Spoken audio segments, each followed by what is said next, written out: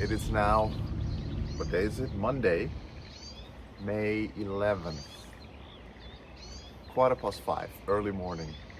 And I'm trying a new setup today.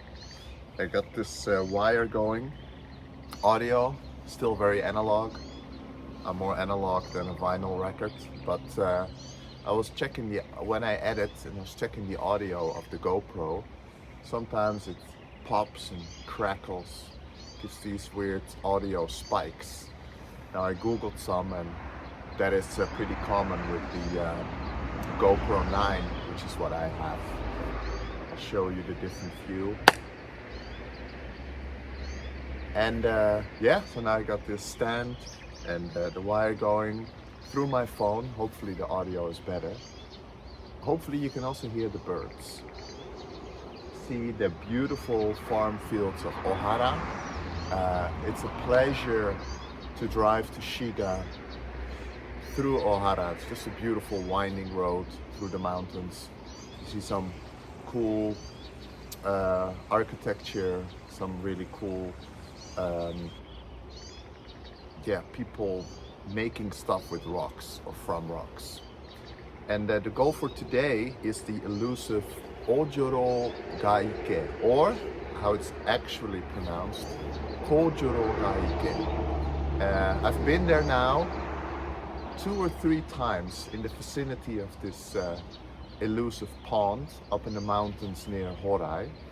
And I've been reading up on some folklore, some pretty obscure Japanese mythology or folklore stories that are connected to this pond.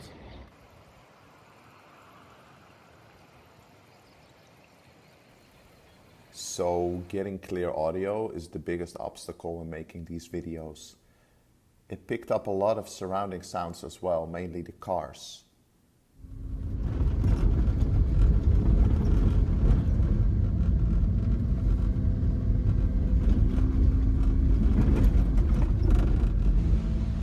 Koro wa nan no taki desu ka? Ah, この看板は滝じゃないね。ああ。でもここの近くは滝もあります。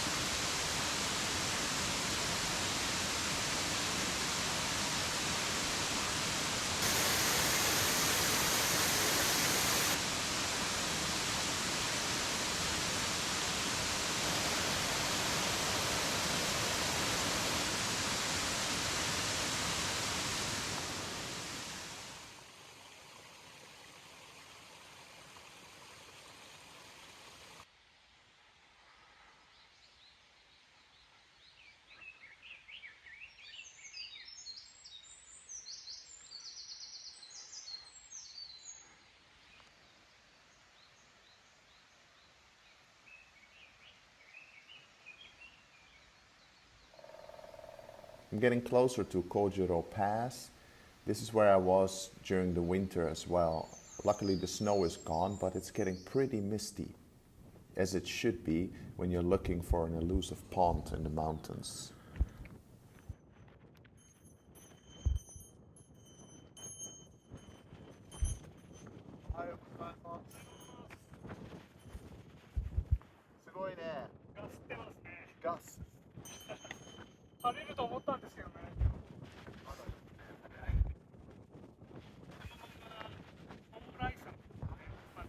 Yeah, that's right.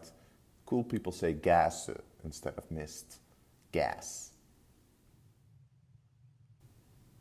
So I made it to the pond, and for some reason it cleared up suddenly so I could get a good view. This is also a good opportunity to talk more about the legend that is connected to this area.